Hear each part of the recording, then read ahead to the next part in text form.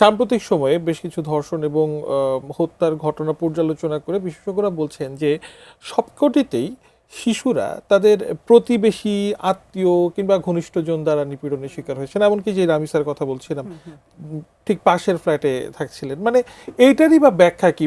তাহলে আমাদের শিশুরা নিরাপদ কোথায়?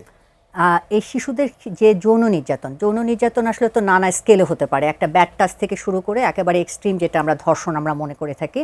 এ ধরনের ঘটনাগুলো কিন্তু বেশি ঘটে হলো নিকটাত্মীয়ের মধ্যে, এবং যেটা ডেটা বলে যে সবচেয়ে বেশি হয় পরিবারের সদস্য, আত্মীয় স্বজন, প্রতিবেশী, তারপরে কিন্তু বাইরের মানুষ।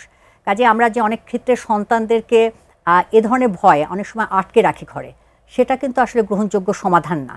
বরং হলো এই ঘর থেকে আসলে বাচ্চাটাকে কিভাবে নিরাপদ করা যায়, সেই জায়গাটাতে আসলে আমাদের মনোযোগ দেওয়া প্রয়োজন। এবং যেটা মা বাবার মধ্যে কাজ করে, যে আমরা কিন্তু ঘরে বাচ্চাটাকে নিরাপদ মনে বলি, তখন কিন্তু একটু আমরা অতখানি সুপারভাইজ করি না, হ্যাঁ, বা আমরা প্রতিবেশীটাকে করি না, আত্মীয় করি না।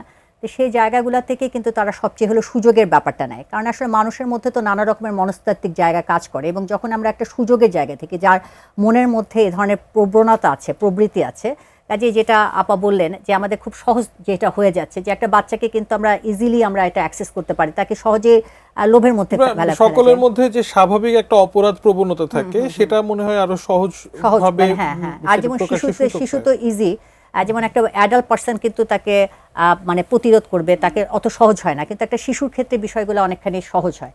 তো সেই বিষয়গুলোও কিন্তু আমরা, সেই সুযোগটাও আমাদের নেতিবাচক যে মানসিক বৈশিষ্ট্য আছে সেই তারা আসলে গ্রহণ করে।